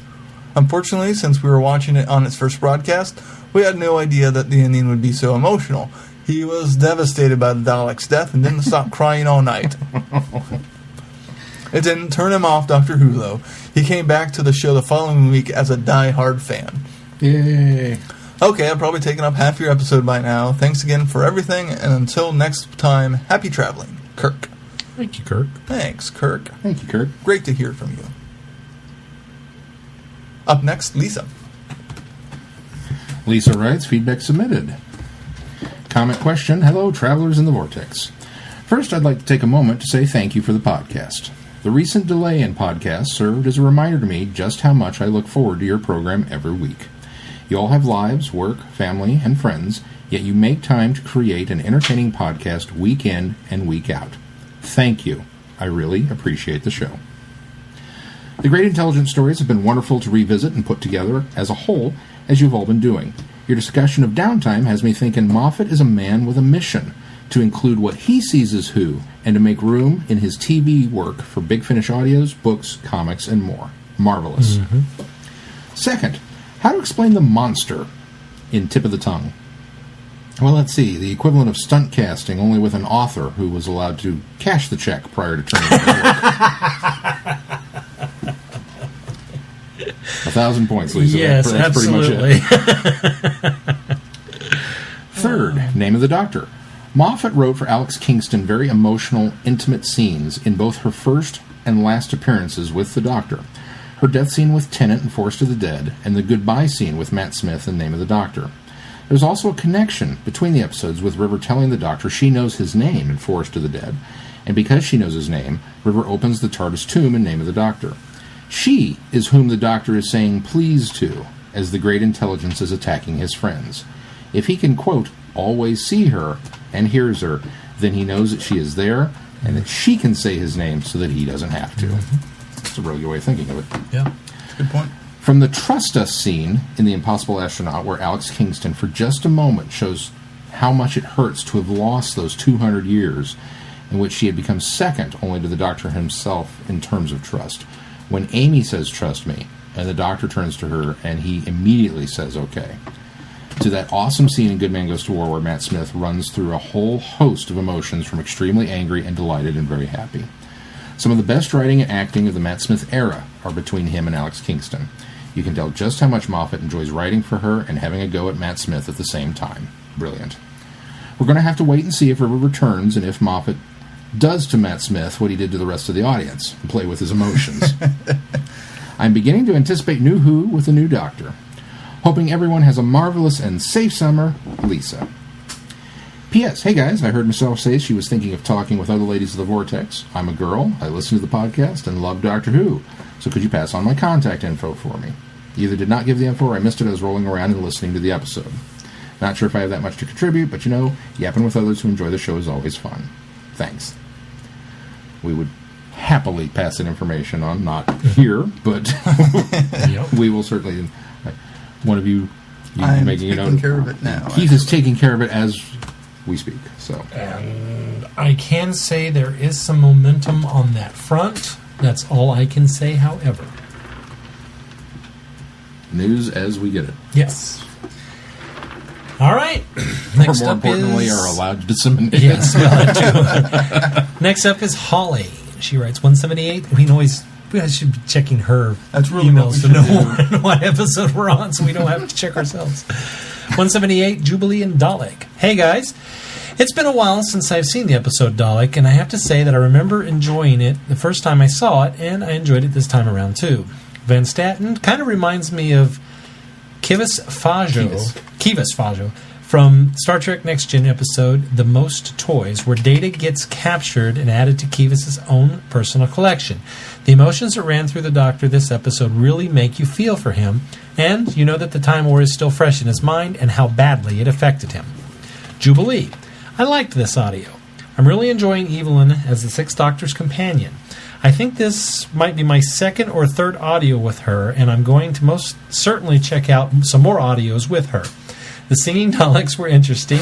I could almost imagine them in top hats whirling around. Though the scenes with the Daleks commanding one of their captors to kill another was chilling. I'll wrap it up here, looking forward to hearing everyone's thoughts on these stories. Holly from Wisconsin. Thank you, Holly. Thank you, Holly. And finally, Chrissy. Chrissy writes, singing the Dalek song. Dear Vortex Boys, I just wanted to make everyone aware, since I keep forgetting to do it, there is a poll for the next Doctor Who Book Club book on our Traveling the Vortex Goodreads group. Boy, that was a mouthful. That was her, not me. So you know. It closes on Saturday, and we currently have a 6-way tie, so everyone go vote. I don't... 6-way tie? Oh, everybody has voted for one, probably. All 6 of us have voted for one. I don't have a 6-sided coin to flip. Yes, the book club is still happening. There is still some good discussion going on over there. That's what a dice is for. A die is for. 6-sided die. Multiple timelines. Might get the darkest timeline. Timey-wimey. So she continues. So, Dalek versus Jubilee. I guess versus. I'm trying to remember if you guys have reviewed Jubilee on the podcast on its own, but I don't think you have, so here's my review of that story, then I'll get into my thoughts of how it compares to Dalek. Jubilee. Big Finish has some really great stories, and then they have some not so great ones, and then you have the ones that are out and out bonkers. For me, Jubilee is one of the bonkers ones. That's not to say I don't enjoy this one. Far from it. There are some really great story ideas in here, and it's very creative. It does the timey-wimey alternate history thing very well, and how better to help illustrate that than to have a companion like Evelyn there to talk about history and give some context to the story. It's not straightforward in its progression, but it doesn't need to be. It's presenting a dystopian timeline that takes into account that the Daleks could have gone back and made Earth's history go very, very wrong, even without actually winning any wars. It's an interesting concept, and one that I'm glad Big Finish tried at least once. Maybe there are other similar stories that change history, but I haven't heard them yet. Also, the concept of Dalek juice, the Doctor being imprisoned and tortured, are creepy as crap. But the singing Daleks were kind of cute, sort of like Alpha, Beta, Omega Daleks in the Evil of the Daleks. Okay, so here are my comparisons with Dalek. While there are some similarities between the two, both stories are very different. It's more that Dalek borrowed story elements from Jubilee, the same way Rise of the Cybermen did with spare parts. There's only one Dalek in both stories. Well, Jubilee ended up with more at the end. Both have a scene where the Doctor's companions connects on an emotional level with the Dalek, and actually feel sorry for the thing. Both show humans absolutely horrible people, or humans being absolutely horrible people. Both treat the lone survival Dalek as collector's items to be put on display or achieved. Other than that, I think they both have very different overarching stories to tell. Jubilee was an alternate dystopian history sort of story. Dalek was set up to explore more of the Time Lord storyline that New Who was establishing. They certainly use similar elements, but both stories are completely their own things. It's not like they're adapting Big Finish stories for TV or vice versa, which is good. There's no need to do anything like that. There are plenty of ideas that people can come up with for Doctor Who. Alright, I'm going to go set up a countdown for August. Personally, I hope it's late August, because that's just a good time for a show to premiere. And then I got to go stock up on tissues for this week's Friday Night Who. Thanks again for being the highlight of my week, and I'll talk to you all later. Chrissy. Thank you, Chrissy. Thank you, Chrissy. And everyone who wrote in this week. Yes. Chrissy did send us a follow-up email with a YouTube video that we will post after the episode goes out on a separate post. Yeah, or if one of you guys want to put it up before I get it out, okay, just as long as it's on different posts. It'll be on a different post from the podcast, so make sure you go to our website, travelingthevortex.com, if you are a YouTube or a iTunes subscriber and that regularly visit our website. We do that because attaching two media elements to one feed item a lot of times mucks up our podcast, yes. our feed, for like iTunes and things like that. So they have to be separated. So, but as I say, if one of you guys want to do that before I post it, just as long as it's a separate stream, yeah. All right, shall we move on to our review of Jubilee? Yes. The Sixth Doctor and Evelyn discover that a single Dalek is being held captive by the rulers of the English Empire as part of their propaganda campaign of death. Was that it? That's the short one. That's the short one. Dun, dun, dun! I would echo that. That's good. Absolutely. I think this is probably one of my favorite Sixth Doctor stories we've listened to.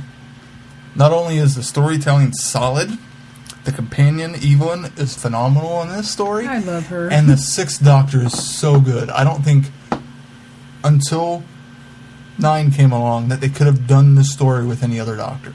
It would not have had the same impact and the same gravitas with a different Doctor. That's my short review. Sean, what did you think? Seconded. Probably in the top tier of Big Finish audios that we've listened to, that I've heard. Probably almost number one with a bullet for Evelyn audios, because she's so strong in this. I mean, Evelyn's great in all of them, but she's so good in this one.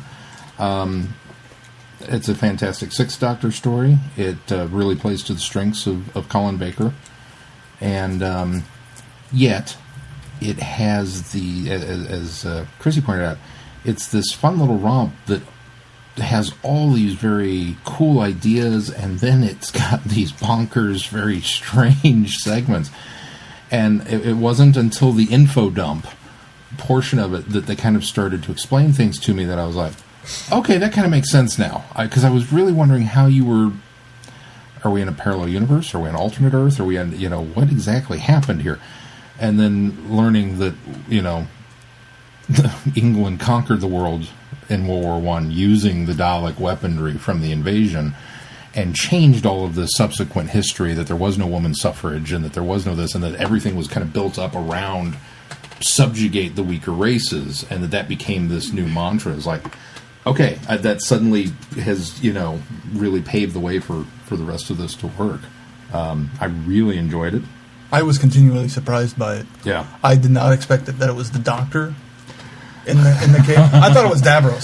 So do we. We're like, Okay, wheelchair. good. Okay, Wheelchair. yeah, It's gotta be That'll be Davros. Davros. And then when they said the doctor, I'm like, we both. He was Well, driving. We both. they had thought- that such great reveal of when she goes into the cell or the when room. goes Bell. into the room, yeah, and it's him, and then they went steps so much further than I ever imagined. They would. I Them cutting I off was his leg to snake equal out. parts beyond blown away that they gave me this and I fell for it.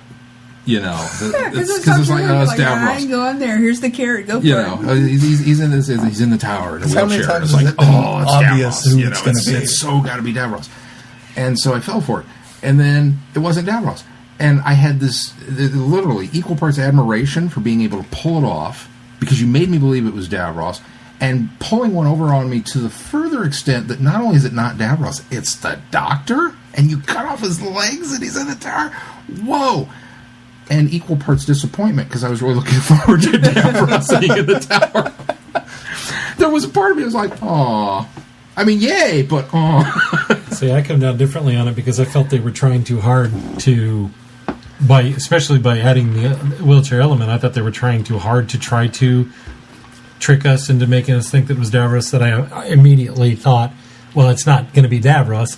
And with the idea that they had already established with the Doctor essentially kind of split between times, my first thought went to, they've got the Doctor that had gone back to the split time I didn't, up there in the tower. So I not so much that it was. I think because it was obvious, because it was so obvious that they put it out there. I felt cheated. I felt because we've all been there. We've all had that one Davros episode that's like, really, you're going to try and make us believe that it's not Davros, even though we all know it's Davros. And then Davros shows up in the reveal, and we're like, aha, knew it was Davros. I think the one exception to that's probably Remembrance. When we all think it's him in the chair, right. And then it turns out it's the little blonde girl. It's and the we're girl. like, And whoa, oh, you know. And then it's him in the And then it's him Emperor. in the Emperor suit, you know. So Which was wonderful. yeah, I mean It's like, that's a good Davros reveal versus to all the other ones that it's been. Here he comes, you know. Mm-hmm. And so the fact that they just threw it out there, wheelchair, when we all automatically went there, just because it's going to be that Davros reveal, you know. But then it wasn't. It's like, ooh, yeah. cool. Yeah. I think one thing this also does really well, I think the length actually helps lend to it of the... It's mammoth. It's mammoth, but really building that Dalek character and really building that relationship between Evelyn and the Dalek. It's so well done, and it's not a quick thing, kind of like it is in Dalek, the episode. It's spread out more, it takes a little longer, it's much more believable, I think.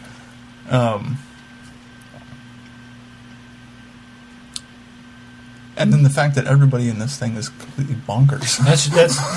I third everything you guys have said about it so far, and I totally agree, with the exception of the Davros thing. I didn't get tricked by that, but everything you guys have said about this so far, I would agree. And that's the thing that I came away with. This is number one.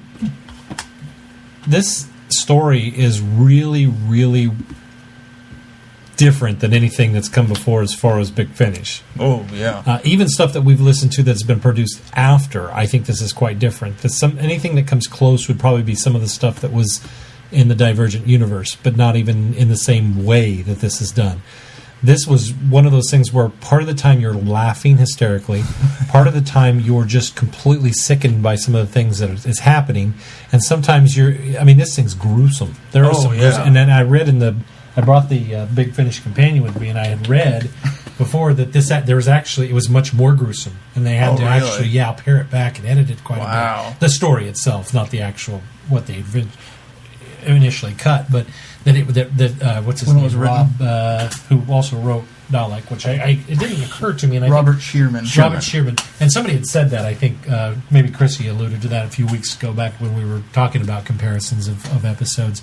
I think she had brought that Probably up. When we were doing but I had forgotten that it was Robert Shearman that wrote both. And, the Cybermen comparisons we were making. Spare parts. That's what couldn't come. That's what I couldn't get to come to my mind. And so That was, and I was trying to address what Keith had said about how everybody is just as they unfold these characters and you learn about each character, you just realize that the only sane people in this entire thing are Dr. Evelyn and the Doctor. Yeah. We were And the Doctor is even like a 50-50 split because you get the Doctor from the past that's locked up in the tower But even though who is it's- crazy at that point as well.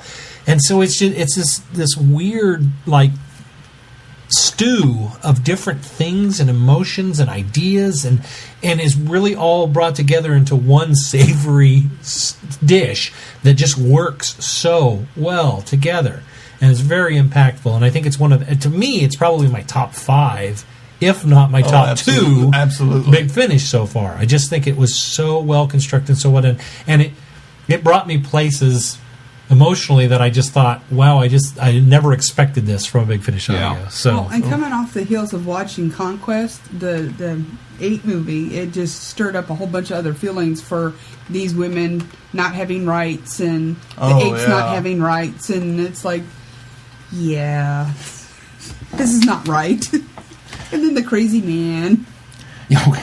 That's the thing. There's so many of these where you go from.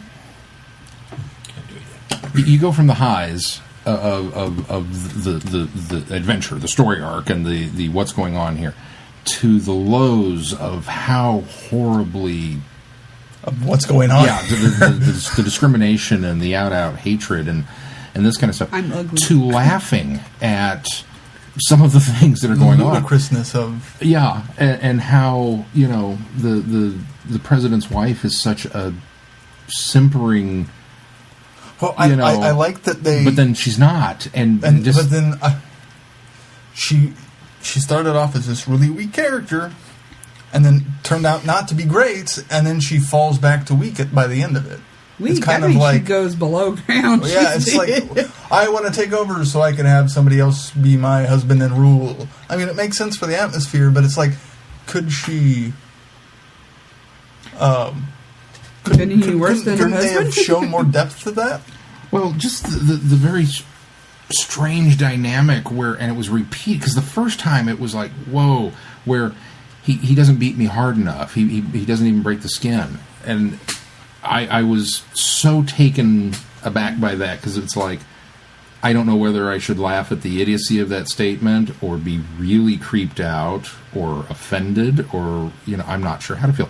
And they kept driving it home that that's not just a random throwaway line, that she genuinely believes that this is what a real man should be because of everything that's been twisted. And it's like, whoa. And it's not until they drive that home later that you realize it. Well, that's just it. I was quite disturbed and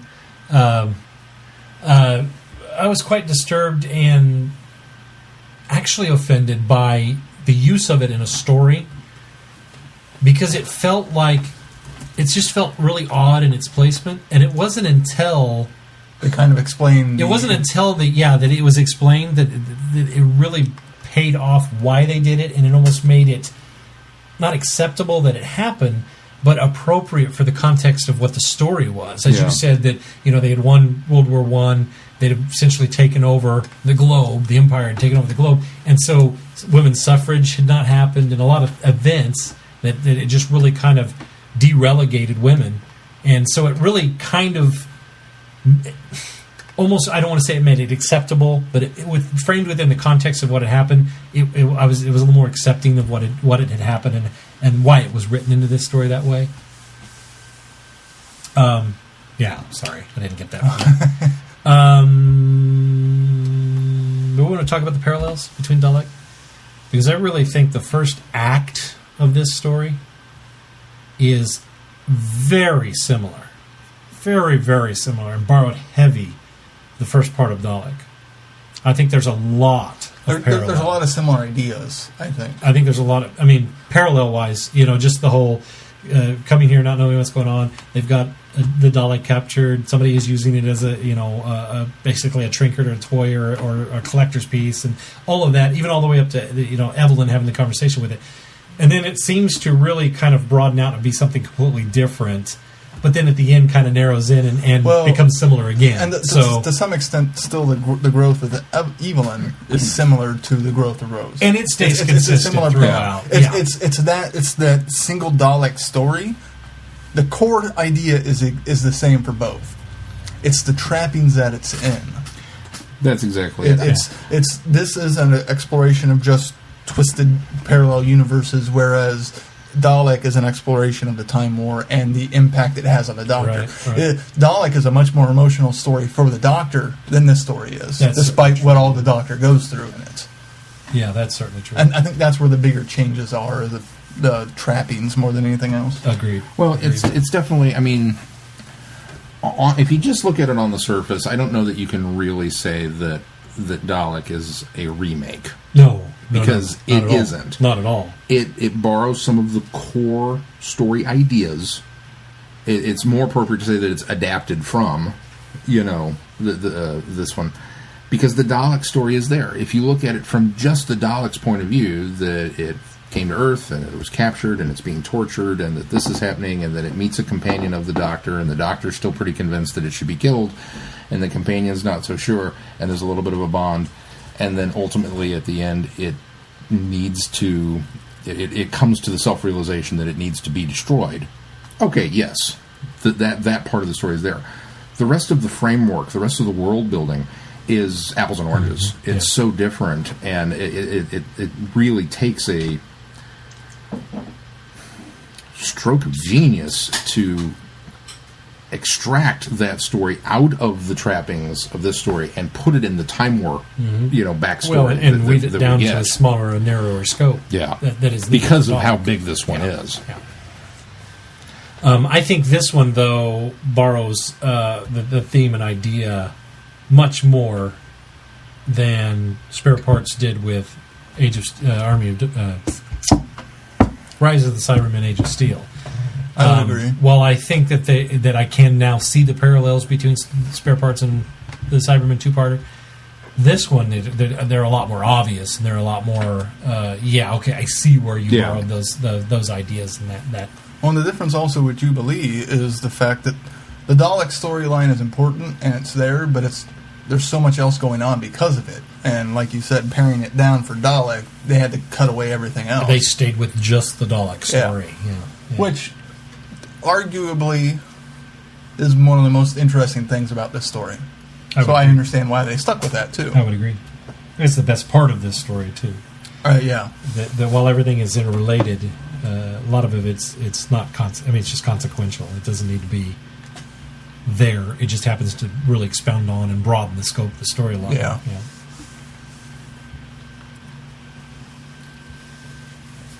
I can't wait to get to more Evelyn. Yeah, me too. She is so delightful, so wonderful, so strong of a character. I thoroughly enjoy her. Now, this had come after, because she talked about... she had already met the Daleks. So that was the Apocalypse Element? Yeah, okay. That's where I had gotten confused, because in our jumping around the order of doing these sometimes, I couldn't remember for sure when she had met the Daleks. We've always done Evelyn in the right order, haven't we? We jump around the Big Finish arc. For the most part. We jump around the Big Finish arc. I try very, very, very hard for Big Finish specific companions to do those in order. Yeah. So, for example, obviously the Eighth Doctor stories, we are doing those in order, even though we're kind of jumping around everywhere else to get to them. But we're doing those in order. The Evelyn stories have been done in order. Right. Who's the other one? Well, Fifth Doctor needs to have been in order. Perry and Airman. Although we've only done the one, but so, those will be done in order. Now, if it's a companion that we've seen on TV, we may wind up bouncing around a little bit, unless something comes up that I'm aware of that is like, okay, this forms a specific arc that you have to do these in this order. Which I understand Ace has some stuff that's coming up. So, because the Ace we've done pretty much in order too. Yeah, we really have. I think so. Because really, we may jump around with. Although our the Doctors, only one I can think of right now is Colditz. But in the Doctors, we still stay in pretty much release order. We just don't stay in Doctor order, and we stay in release order within the Doctors themselves. Yeah, for the most part. We've skipped over a couple. 5 that we've skipped over, I think, than anything. Well, but we've also done a lot of, for example, we might do a 6 in Evelyn and follow that up with a 6 in Perry, which are not Oh, necessarily okay, that's concurrent true. running. That's true. But the next Evelyn that we'll do will follow the last Evelyn that we do. So yeah. I try and give you some. There's a method to the madness. I try and give you some, Well, I think Evelyn's regularity. voice is awesome to listen to. Not only is she a strong character and awesome in her ability to interact with Daleks or Doctor or whoever she's with, her voice is just... She's a great actress. Yes. I'd love to see her on TV sometime. I'd love to meet her. It really makes me hanker. Ones like as we've always said, we'd like to see an older companion with the Doctor. I definitely. She's a great example of how it works so well. Every time I listen to Evelyn, I get back on that horse, and it's like, yeah, let's put this together. Anything else about Jubilee and Dalek that we wanted to touch on? I think the comparisons, kind of like as you pointed out, we were very much anti-adaptation when it came to spare parts and the Cybermen 2-parter. I don't know if it was anti, I just never could see it. We never I really couldn't got there. see it. This one is a little more cut and this dried. one we can see. That it is there and that it is there. And but I still don't see it as a remake. I can see it more now, and I think Chrissy was the one that put it more... One of our listeners in feedback put it a little more in perspective for me. Oh, no, it was Phil. Dr. Phil put it a little more in perspective for me on how it did. And I think maybe even Chrissy or somebody else helped that along for me. So I was able to kind of see more of the parallels, and it didn't bother me as much. This one, though, this one, had I just listened to this on my own before we even got to discussing about the parallels and whatnot, or had I done this one before or after, close to the last one, I would have seen it in this one. Yeah. But, so it's not that I'm anti. I didn't see it as much with those. This one it was square on. I could see where there was a lot of parallels and a lot more borrowing than there was in the other comparisons. This one felt, I don't know if adaptation is the right word. It's not. Heavily inspired by. Heavily inspired by. Yeah. It's like based on a true story. I think the only true adaptation so far, and we'll tackle this one down the line as well, that has happened is from Human Nature, the novel, to Human Nature, the television story. So, which we'll get there eventually too, and mark those comparisons as well. As many as there are, probably.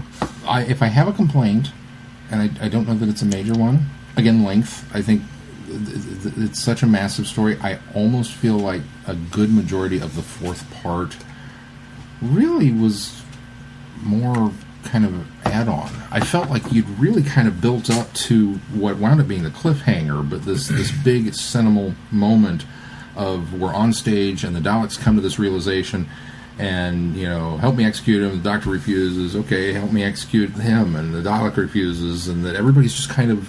We've reached that moment. And I kind of felt like that was almost the climax of the thing. And then we had a whole nother half hour to go where it was all wrap up and dealing with the time part of it with the timelines colliding. I think if they would have wrapped it at the climax and done like a 10-minute wrap up for the rest of everything else, we would have complained the time element was rushed. That's exactly what it is. Because I wasn't paying attention to time when I listened to this, and I felt like that's where they were building to, and that was going to be the end. And I thought, because this has bothered you more than it ever has bothered me, and any of the stories we've done, my first initial reaction was, oh my gosh, they're finishing this, you're going to give us the big info dump at the end, and it's going to be over. And I thought, no, don't do that. We haven't really explored this enough. And so I was really pleased that it just kept going and really exploring it. Now, I think that could have, instead of being another 20 or 30 minutes that it was, I think it could have been easily 20 minutes. And there was a few things that I felt they dragged out just to make it the same chunk of time for each one of them. There was a little padding. Yeah, but it did feel each one padded was a out little very longer bad. than normal, wasn't it? Each episode was a little longer than normal. The first two were longer than normal. It seemed like the last two were about the same average because it ends up being like 2 hours and 20-some minutes. Yeah. Is that right? I thought it was like 2 hours and 6. And I think longer it's than that. 220. It's 220 something. at least. I thought I may be wrong. No, I'm going to look really quick. iTunes calls it 220 at least. Okay, but that was another thing. Speaking of iTunes, that I wanted to bring up. So I was really afraid that that's where they were going with it was the first part is only 34. 2, 3, and 4 are all come in at 36 minutes. So really, so yeah, they longer, felt shorter to me than they did than the other ones did. Maybe because we're finally getting into the story, action happening, etc. So 2 hours plus another 6. Yeah, it's almost 2:20. In runtime. It's 34, 36, 36, and 36, and some change. Oh, total duration 143 minutes. So, yeah. I only have good things to say. The other thing that I wanted to bring up, which I thought was interesting, was I love the beginning, how they started with the trailer.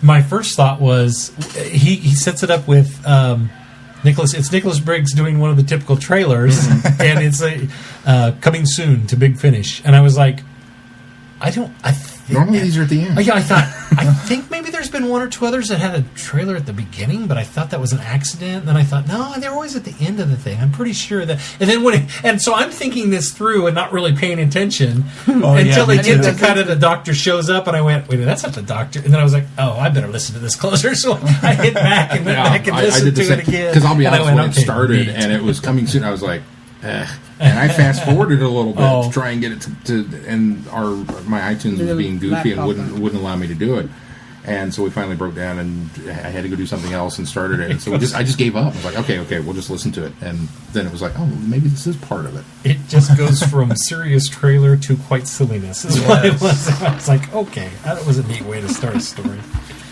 but now I want to see that. I want to hear it. Actually, as I was telling you guys earlier, they utilized the idea because there was a stage play, I think in the 1980s, maybe even the 90s, can't remember, but John Pertwee was the doctor on stage for a while. When he fell ill, the sixth doctor, Colin Baker, actually took over the role. And then there was another guy named David Banks, I think, that took over, and he was an unnumbered doctor, or unknown number doctor, for that adventure. So there was a guy named David Banks. he was the doctor, right? But you know who this? It wasn't guy. It wasn't the David Banks. It was actually the David Banks. It is actually the David Banks. Oh, I did not realize that. In fact, I believe it's the David Banks in that the trailer voice. Well, David Banks did, the Dalek he never said was a Dalek a voice, right? Cyber leader. Or cyber leader. That's what I was thinking. Yeah, and so it was I didn't realize Gallagher. it was. I didn't realize it was that actor playing the doctor. Oh, was it? Okay. In this. In the fake trailer. So David Banks. I didn't realize it was that David Banks, but that David Banks did played the doctor on stage. I suppose I should step back. I'm 90% certain it's that. And then David Big Banks. Finish in 2008 released a bonus CD called Doctor Who: The Ultimate Adventure. So sometime we'll have to tackle that one. And now I'm really curious to listen to it now that we've heard this to see what it really entails. All right. Go ahead. Yep, it was the David Banks. It was the David Banks. Good. I'm vindicated. Cool. I just didn't put two and two together. I mean, I knew there was this David Banks, but I thought surely not the same guy. Surely they got some I can't remember his name. Actor. President. Maybe he is the President of England. Whatever his what was his character? Reginald Roderick or Eugene. I don't know. Nigel Rochester. I knew it was very English. R, yes. Nigel. When he's going on and on and on about the ship was bugged and I had to get away from it and Dalek mind control and all this kind of stuff. And then he got to the mind control. I was like, well, he was like Dalek mind control, and I went, no way! Like I immediately went, and then the doctor kind of started to buy into it. And I was like, well, I sort of bought into it when the doctor was buying into it. Yeah, the doctor kind of made me believe that maybe, and he was so impassioned about I want to be a good man. Then he started saying things that were like, well, yeah. Well, and then he was like, oh, yeah, I locked dwarves up, but it's not me being evil. I'm like, psychotic. I really want to be a good person, but first I've got to kill this guy. I'm going to chop his hand off so he'll fit in the shell. I'm the only one who's not under their control. Yeah. And I went, you are the only one that's an idiot and a psycho. But no, I'm pretty sure his wife was too. Well, no, everybody ends up being bonkers by the end of it, but... Well, and then the doctor's, she's like, so what do we do? And he's like, let's slip away. Wait, I'm sorry, what just happened here? Because normally it's the companion going, dude, let's get back to the TARDIS and leave these people to their whatever party they're having. And then I was like, no, we've got to fix it. Even the doctor by that point had been like, I'm out. We're you done know? here. I don't want to play anymore. It just I do like the repulsor disc that they used. I visualized the old Dalek comic strips, the ones that they fly around on there, and I was completely. That was my image of this repulsor. Yeah. I think they called it a repulsor disc. Whatever their little flying things that they would roll up on and then they would fly around. And they always did that in the comics because Transsolar disc. Transsolar disc. They were much more mobile in the comics. You know, they'd fly around on these things long before they even envisioned the idea of Daleks flying and floating. Yeah, that's it. that's exactly. In Doctor Who, that was how they were in the how they flew. comics. Yep. So yeah, totally. Yeah, that was loved it. That was a great bit. Is there anything else you guys want to talk about Jubilee or Dalek? It's just such a good story. It is quite enjoyable. Are there any others, since we've kind of opened this can, are there any other Big Finish stories that we've listened to that you kind of think, wow, I'd like to see that one visualized, even if it was just a part of it and spun into a maybe a different type of story, that there was an element of one, not necessarily a companion or something, but an actual story arc, that one of the ones that we've listened to that you'd like to see done as an episode? No, because Blood Tide. Quite frankly, just to justify the market. Just to justify the market. quite frankly, I like the originality of the Big Finish stuff, and I like the originality of the It just the goes TV to show stuff. how strong the franchise is, that you can have this many Big Finish and that much TV, and they're still not retreading that many stories. Yeah, agreed. And that's a And I testament like to that. Doctor So, Who no, itself. And the novels. I feel like if they did it any more than they've done with Jubilee and Spare Parts and Human Nature, I'd almost feel like that they're running out of ideas. And that the TV series isn't trying hard enough. Yeah. You know what I mean? So, no, I don't. It's when you get to that point, happen. you I want to start see considering new maybe we original should just stories. put it to bed. Let me it's rephrase on that. top. Maybe not necessarily that you want to see happen, but if there's any that they made the announcement, oh, we're going to do this, would you be curious to see how it played out? Would you be like very anti? No, I don't want. I mean, if Stephen Moffat said, you know, the bad guy in season 8 is Zagreus. If we find out in episode 1 of season 8 that Zagreus is dropped as a potential, and you know that might be some of the stuff that they're borrowing for that particular season, would you feel cheated? Would you feel?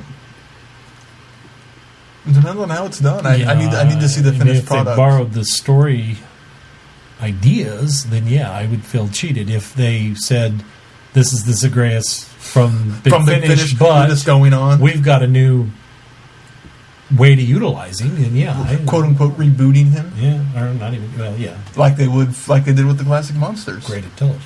Yeah. I'm just curious. Yeah. I don't have one. I don't know that there's one that. The Eighth Doctor.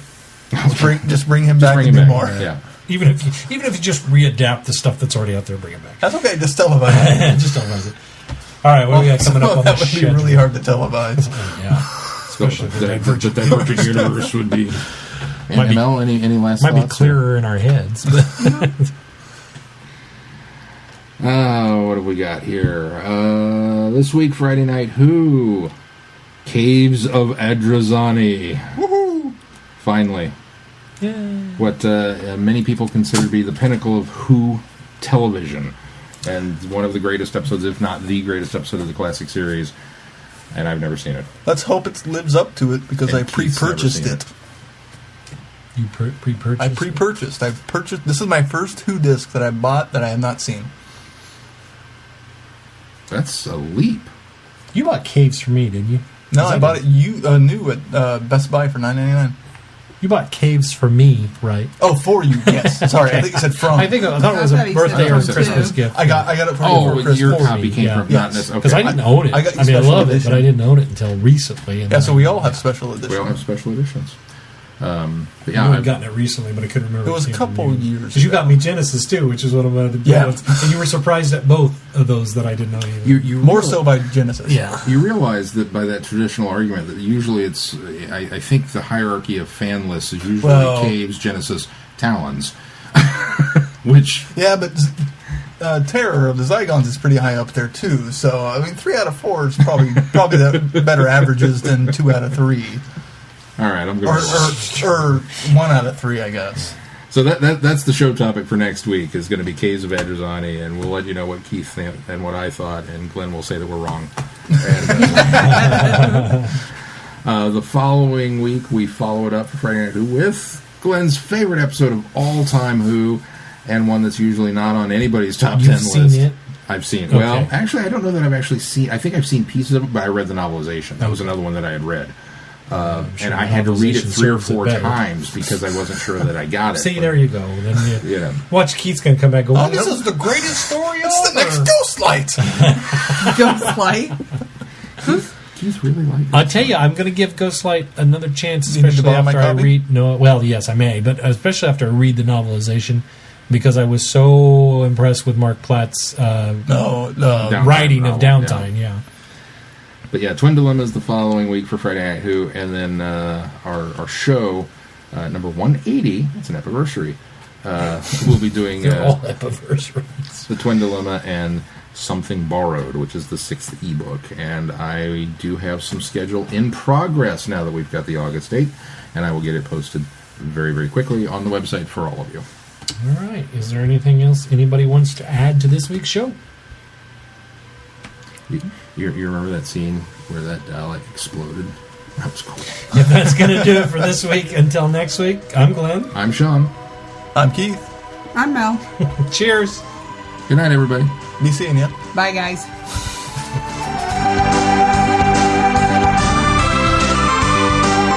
You have been listening to Traveling the Vortex. Doctor Who and all of its associated programs are owned and trademarked by the BBC. No infringement is intended or implied.